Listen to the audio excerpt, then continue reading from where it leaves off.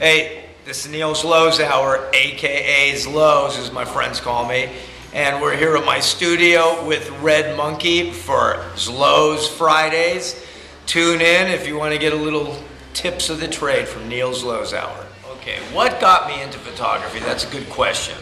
Well, when I was about 13 or 14, I used to go to this record store up on Hollywood Boulevard that sold imported English albums. So I'd go up there and they'd have an English Rolling Stones album and Jimi Hendrix and stuff, and the album cover photos were different than the American versions. Unfortunately, the records were expensive and I couldn't afford to buy them.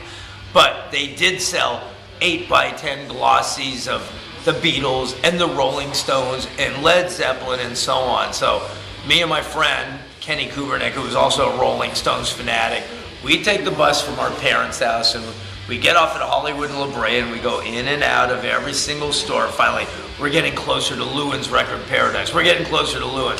And we go in there and we were like little kids in a candy store. And we'd look around at all the different records they had back then.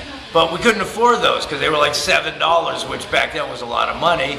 But we could afford to buy 8x10s of Keith Richards and 8x10s of Brian Jones. And here's one of Mick Jagger I had to have. And so we'd go home at the end of the day and buy $2 or $3 worth of glossies, and just like any other fan, take them home and put them up on our walls.